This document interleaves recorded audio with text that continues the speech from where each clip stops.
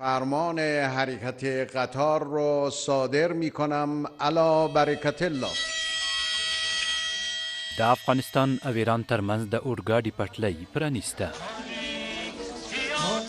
د ایران ولسمشر د خپلې خاورې له خواف سیمې د افغان خاورې په لور اورګاډي ته د تګ اجازه ورکوي.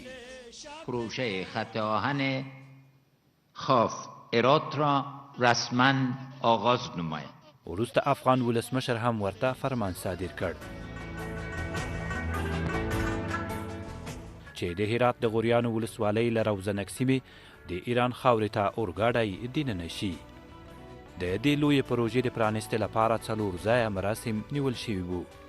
د دواړو هیوادونو په ولسمشرۍ ماڼیو کې د ایران په سرحدي سیمه خواف او د هرات ولایت د غوریانو ولسوالۍ په روزنک سیمه کې ما امروز دارای همسرنوشتی هستیم. دې مراسمو ته د ایران ولسمشر وویل چې په سختو اقتصادي شرایطو کې دا پروژه عملي کړه څو د افغانستان او ایران د ثبات او اقتصادي ودې سره مرسته وکړي. این راهن مسیر ترانزیت رو برای د اورګاډي دغه پټلۍ افغانانو ته د ترانزیت لار هواروي. د لیږد رالېږد لګښتونه به کم کړي. د دوغارون سیمې ترافیکي ګڼه ګوڼه کموي چې نن سبا پکې ډیر بیروبار دی. د افغانستان سوداګریز توکي ایران، اروپا او ګڼو نورو هیوادونو ته په اسانۍ صادریږي. طریقې انتقال و ترانسپورت. وروسته افغان ولسمشر وویل چې افغانستان په مختلفو برخو کې ښه امکانات لري چې د سیمې هیوادونه کولی شي ترې د خپلې اقتصادي ودې لپاره ګټه واخلي. هغه په مختلفو برخو کې د ایران او نورو هیوادونو سره د ګډې همکارۍ او اړیکو غوښتونکی شو.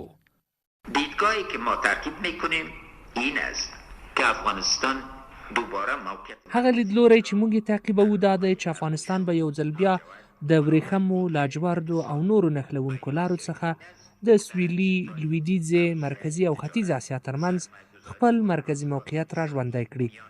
له دې اړخه افغانستان غواړي د سوداګرۍ پراختیا، پانګونې او اقتصادي اړیکو په اجنډا کې د دولتونو ترمنځ پیاوړی اعتبار ولري. د خواف هرات د اورګاډي پټلۍ 4 برخې لري.